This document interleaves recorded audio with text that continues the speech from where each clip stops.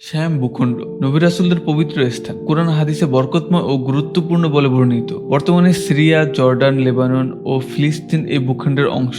বহু ঐতিহাসিক ও ভবিষ্যদ্বাণীকৃত ঘটনার সঙ্গে শ্যামের গভীর সম্পর্ক রয়েছে, যা মুসলিম উম্মার জন্য বিশেষ তাৎপর্য বহন করে। স্টোরি টেলিং বাই তরিকুলের এই পর্বে নবীজির ভবিষ্যদ্বাণী ও ইসলামের ঐতিহ্য সম্পর্কে সংক্ষিপ্ত আলোচনা করা হলো।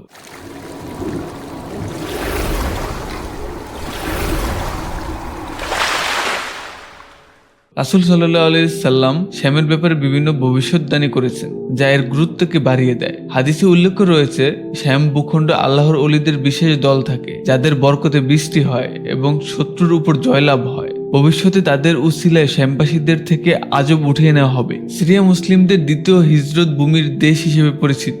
আবু দাউদের হাদিসে বলা হয়েছে, হিজরতের পর আরেকটি হিজরত সংগঠিত হবে এবং ওই সময় পৃথিবীতে সর্বোৎকৃষ্ট মানুষ হবে তারা, যারা ইব্রাহিম আলাইহিস সালামের হিজরত ভূমির কাছে এসে অবস্থান করবে। মহাযুদ্ধের সময় মুসলিম বাহিনীর সেনা ছাউনি হবে শ্যাম দেশে। ইমাম মাহাদির খেলাফত, দামেস্কের মিনারি, ঈসা আলাইহিস সালামের অবতরণ এবং দাজ্জালকে হত্যা, এসব ভবিষ্যৎবাণী এই ভূখণ্ডকে আরো গুরুত্বপূর্ণ করে তুলেছে। রাসূল সাল্লাল্লাহু আলাইহি সাল্লামের হাদিসে বলা হয়েছে, দাজ্জাল শ্যাম ও ইরাকের মধ্যবর্তী এলাকা থেকে বের হয়ে পৃথিবীতে ফাসাদ সৃষ্টি করবে। তার অনিষ্টতার পর ঈসা আলাইহিস সালাম দাজ্জালকে শ্যামের ভাবে লুট নামক স্থানে হত্যা করবেন। অতীত ও ভবিষ্যৎ বিবেচনায় শ্যামের এই ভূমি বরকতময় ও রহস্যপূর্ণ। মুসলিম উম্মাহর জন্য এই বার্তাগুলো বিশেষ গুরুত্ব বহন করে এবং জানা অত্যন্ত জরুরি। শ্যামের ভূমি, যেখানে ইতিহাস এবং ভবিষ্যদ্বাণী একত্রিত হয়েছে।